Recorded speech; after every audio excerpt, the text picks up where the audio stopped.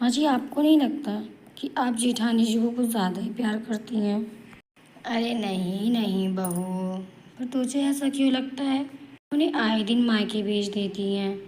आपको पता भी है वो मायके में जाकर हमारी ही बुराई करती हैं अपनी माँ से। नहीं बहू, अभी तो उसे ठीक से नहीं जानती। मैं उसे पूरे 5 साल से जानती हूँ। मुझे उसके ऊपर पूरा भरोसा है। इतना ही आपको भरोसा है अपनी बड़ी बहू पर, तो फिर आज ही मुझे आपकी बड़ी बहू के मायके जाना है, ये देखने कि वो हमारी वहाँ बुराई करती है या नहीं, और बिना बताए जाऊँगी मैं।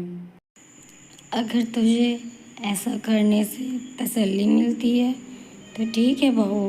पूनम आज ही शिवन्या के मायके जाने के लिए तैयार हो जाती है। अरे अरे पूनम बेटी, तू हमारे गरीब खाने में आ बैठ बेटा, आ जा। तो हमेशा कहती थी शिवन्या बेटी, कभी पूनम बेटी को भी ले आया कर। चल छोड़ बेटी, अब तू आ गई है तो मैं तेरे लिए कुछ नाश्ता लेकर आती हूँ। उतने में पूनम की जेठानी भी आ जाती है। अरे तू कब आई पूनम? बस अभी अभी आई हूँ। उतने में शिवन्या की माँ शिवन्या की देवरानी के लिए गर्मा गर्म पकौड़े लेकर आती है। आंटी जी, आप बुरा नहीं माने तो मैं ये सब चीज़ बिल्कुल नहीं खाती हूँ, इतना ऑयली। पकौड़े को लेकर पूनम ने काफ़ी जली कटी बातें सुनाई, लेकिन पूनम को ना तो उसकी जेठानी ने कुछ बोला, ना ही उसकी माँ ने कुछ बोला। कुछ तो मुझे करना होगा जिससे मैं इन माँ बेटियों को अपनी सास की नज़रों में गिरा सकूं। पूनम का ध्यान तो सिर्फ अपनी जेठानी और जेठानी की माँ को नीचे दिखाने में था। उसने ध्यान नहीं दिया कि आगे बड़ा सा पत्थर रखा हुआ है। पत्थर में टकराई और गिर गई। ये देख पूनम की जेठानी भाग कर आई। को पूनम की जेठानी ने जैसे तैसे अपने टूटे फूटे से झोपड़े तक लेकर गई और उसकी खूब खातिरदारी की माँ बेटी ने मिलकर। ये सब कुछ देखकर पूनम को एहसास हो चुका था।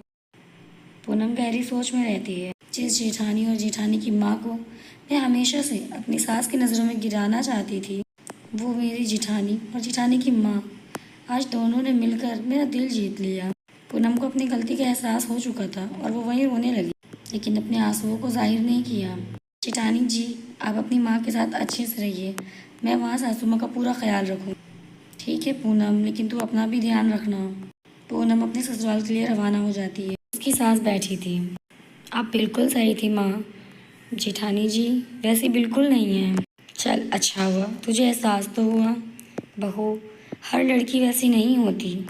आज न जाने कितने घरों में इसी बात को लेकर झगड़े होते हैं कि बहू अपने मायके में बुराई करती है, लेकिन हमें अपनी सोच बदलनी चाहिए। हर इंसान एक जैसा नहीं होता।